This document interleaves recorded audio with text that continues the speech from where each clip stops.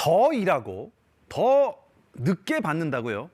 프랑스 정부가 내놓은 연금 개혁안입니다. 이걸 두고 반대 여론이 참 거셉니다. 주요 노조들이 12년 만에 연대 총파업을 예고했습니다. 자세한 내용 글로벌 ET에서 짚어보도록 하겠습니다.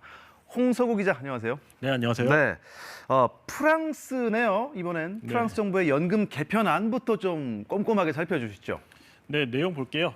일단 정년은 9월부터 매년 3개월씩 연장해서 2030년에는 64세로 늘리기로 했습니다. 네. 그러니까 2년 더 연장이 되는 거죠. 연금 받는 나이도 그만큼 2년 더 늦춰지게 됩니다. 더 일하고 연금도 더 늦게 받는다, 뭐 이런 겁니까? 네, 대신에 연금도 더 주기로 했어요. 현재 최저 수령액이 한 136만 원 정도인데요, 우리 돈으로. 이걸 161만 원까지 늘리겠다고 합니다. 프랑스 총리 얘기 직접 들어보시죠. Nous refusons d'augmenter le coût du travail ou les impôts. Nous refusons de baisser les pensions. Au contraire, nous voulons les augmenter. C'est pourquoi, pour l'avenir de nos retraites, nous devrons progressivement travailler plus longtemps.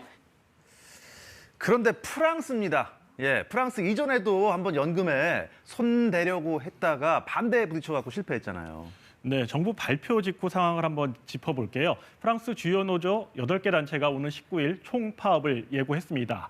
극좌부터 극우까지 진영 가리지 않고 거의 모든 노조가 연대 파업에 나서는 건 12년 만입니다. 프랑스 사회는 긴장감이 감돌고 있는데요. 지난 2019년에도 마크롱 대통령이 연금개혁 추진했다가 대규모 반대 시위가 벌어졌습니다. 당시에 석 달 가까이 대규모 파업이 이어지며 수도 파리 일대의 교통이 사실상 마비됐고요. 학교와 병원 등도 문을 닫았습니다. 특히 이번 파업엔 정유 노조도 동참을 예고하면서 물류 대란까지 예상되는데요. 여론도 싸늘합니다. 최근 한 여론조사 결과를 보면 노조 총파업을 지지하는 비율은 65% 정도였고요. 정부의 연금 개혁안에 찬성하는 비율은 29%에 불과했습니다. Je suis fatiguée, j'aimerais bien profiter un petit peu aussi de mes enfants, d'avoir un peu de temps de vivre. J'ai jamais arrêté, donc je vois pas pourquoi on me donne 2 ans en plus. Genre on devrait travailler un peu plus. Et je pense qu'on n'a rien d'autre à faire en fait. 어쨌든 국민들 반대 목소리가 높은 것 같습니다. 정부는 어떻습니까? 그냥 밀어붙이겠다는 건가요? 네, 정부의 주장은 인구 추계로 보면 10년 뒤에 연금이 적자로 돌아서는데 지금의 연금 구조를 이번에 반드시 손봐야 된다는 입장입니다. 구조를 자세히 살펴볼게요. 프랑스의 정년은 62세로 66세 정도인 영국과 네덜란드 등보다 빠른 편입니다.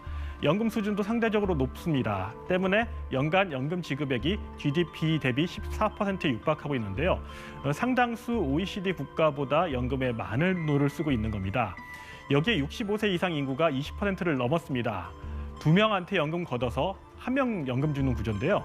이대로 가면 2030년에 연금 재정 적자가 135억 유로, 우리 돈 18조 원 정도에 이른다는 게 프랑스 정부의 설명입니다.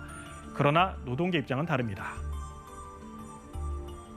Une réforme d'équilibre financier sur le seul dos des travailleurs. Les 20 milliards d'économies dont on parle, c'est sur le seul dos des travailleurs en les faisant travailler plus longtemps. Et parmi ces travailleurs, ceux qui sont le plus concernés, c'est les travailleurs modestes. 또 여기에 정년이 연장돼도 일자리를 장담할 수 없고요. 전체 인구의 15%, 1,000만 명 정도로 추정되는 빈곤층은 노후를 위협받을 수 있다는 주장인데요. 일각에선 마크롱 대통령이 재임 기간 기업 세금을 깎아주고는 재정 건전성 운운하는 건 앞뒤가 맞지 않는다는 지적도 나옵니다. 홍석우 기자, 양측의 입장이 정말 팽팽해 보입니다. 의회 문턱도 넘어야 되는 거 아닐까요?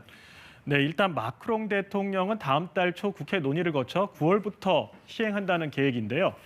지금 상황으로만 보면 의회 문턱을 넘기는 쉽지 않아 보입니다. 프랑스 의회 하원은 범여권이 과반을 확보하지 못한 상황이고요. 야당을 설득하지 못하면 법안 통과가 어렵다는 것이죠.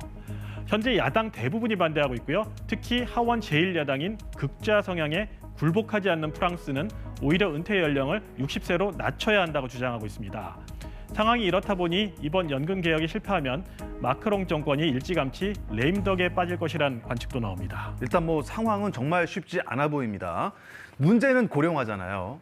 일본은 어떻습니까? 연금제 일본도 좀 손을 봐야 된다고 하던데 어떻습니까? 네, 고령화하면 또 일본을 빼놓을 수 없는데요. 한국의 국민연금격인 기초연금을 내는 기간을 한 5년 정도 늘리는 안을 검토를 하고 있어요. 그러니까 현행 60세에서 65세까지 2025년까지 보험료를 내도록 하겠다는 겁니다. 일본은 지난 2004년 보험료를 단계적으로 올리는 등의 방식으로 연금 제도를 뜯어 고쳤는데요. 또 손을 보기로 한 건 저출산과 고령화로 또다시 재정 압박에 시달리고 있기 때문입니다.